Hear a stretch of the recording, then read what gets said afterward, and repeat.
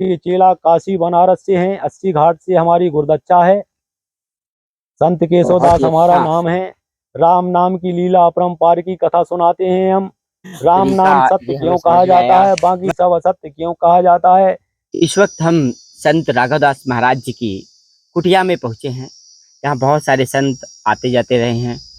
फिर इनसे बहुत सारी बातें करेंगे ताकि सांसारिक माया जो है, माया मोह, उससे लोगों को कैसे मुक्ति मिले, कैसे वो भगवान की प्राप्ति करें, और इनका अपना भगवान से क्या अनुभव रहा, कैसा माहौल लग रहा है। राम मंदिर भी बन रहा है, संत यहाँ तपस्या भी करते हैं, तो भगवान से कैसे मुलाकात होती है वो बताएंगे क्या लोगों को। राम मंदिर बन रहा है, बहुत बढ़िया है। कृष्ण मंदिर भी बनना चाहिए। सनातन धर्म तो बढ़ना ही बढ़ना चाहिए।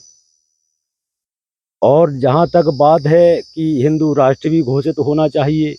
अच्छा, आप भी हिंदू राष्ट्र की बात करते हैं महाराज। बिल्कुल करते हैं, क्योंकि हिंदू राष्ट्र हमारा है और रहा है और रहेगा। तो ये भाषा तो राजनीतिज्ञों की रही है महाराज। नहीं, साधु संतों की भी भाषा है, क्योंकि राष्ट्र हमारी राम जन्मभूमि अयोध्या है, कृष्ण जन्मभूमि मथुरा है।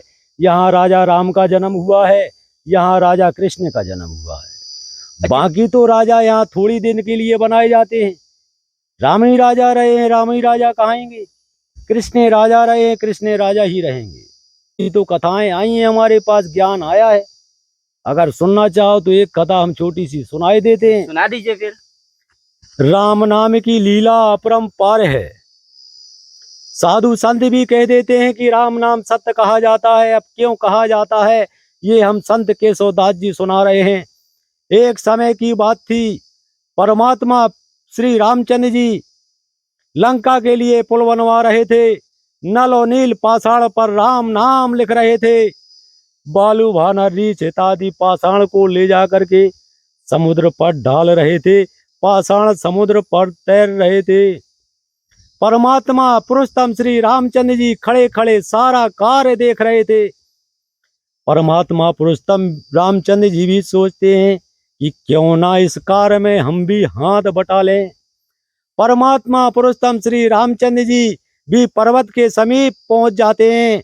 जैसे ही पत्थर उठाने की चेष्टा करते हैं, परमात्मा पुरुषोत्तम श्री रामचंद्र जी के मन में शंका उत्पन्न हो जाती है। कैसी शंका परमात्मा पुरुषोत्तम श्री रामचंद्र जी के मन में उत्पन्न हो जाती है कि यदि हम पत्थर को उठा करके ले जाते हैं, समुद्र पर डालते हैं, हमारा पत्थर डूब गया तो हमारी बदनामी हो जाएगी।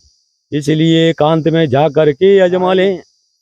परमात्मा पुरुषोत्तम श्री रामचंद्र जी पत्थर को उठाना बंद कर देते हैं। बालू भाना रीछ इत्यादि के साथ में समुद्र के किनारे चल देते हैं। समुद्र के किनारे पहुंच करके समुद्र काट सेतु का निर्माण देखते हैं। निर्माण देखने के बाद समुद्र के किनारे किनारे चल देते हैं। जैसे ही परमात्मा पुरुषोत्तम बहुत दूर निकल जाते हैं, देखते हैं अब कोई हमें दिखाई नहीं देता, तो चारों दिशा की तरफ देखते हैं।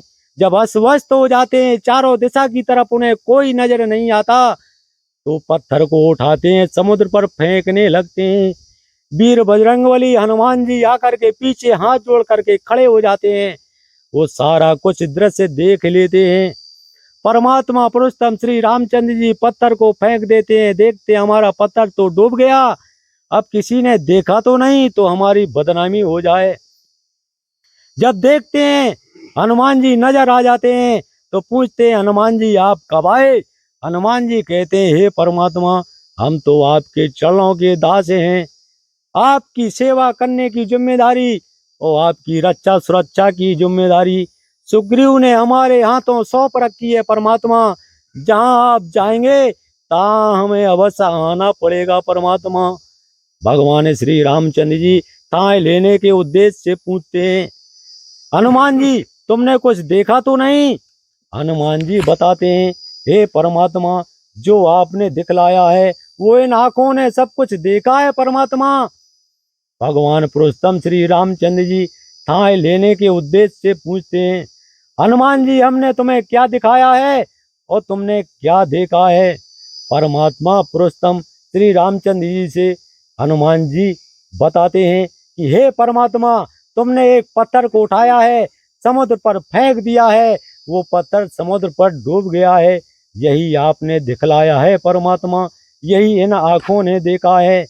भगवान परमात्मा पुरुषोत्तम श्री रामचंद्र जी कहते हैं, हनुमान जी इस बात को किसी से मत कहना। हनुमान जी कहते हैं, हे परमात्मा, हम तो सबसे गागा करके कहेंगे, सभी को बताएंगे। परमात्मा पुरुषोत्तम श्री रामचंद्र जी कहते हैं, हमारी बदनामी होगी हनुमान जी, तुम्हें क्या मिलेगा? हनुमान जी प्यार से कहते हैं, हे परमात्मा, आपकी बदनामी आप ही बताइए परमात्मा। आपकी छत्र छाया, आपके ही आशीर्वाद से सारे जीव जंतु पेड़ पौधे मनुष्य इत्यादि सारे जीवित हैं। आपकी ही छत्र छाया से सारे चल रहे हैं। आपकी छत्र छाया नहीं रहेगी तो उनको भी डूबना पड़ेगा। और जिसे परमात्मा आप स्वयं अपने हाथों से फेंकेंगे वो वाला कैसे बच सकता है? उसे तो डूबना ही डूबना पड़ेगा। आपका ही राम नाम उन पत्थरों पे लिखा जा रहा है परमात्मा, और कौन से देवी देवता का नाम उन पत्थरों पे लिखा जा रहा है। आज के बाद परमात्मा आपका राम नाम ही सत्य कहा जाएगा, बाकी सब असत्य कहा जाएगा। ये राम नाम की लीला या अपरंपार की कथा संत केशव दास ने सुना दी आप लोगों के सामने। बोली सियावर रामचंद्र की जय।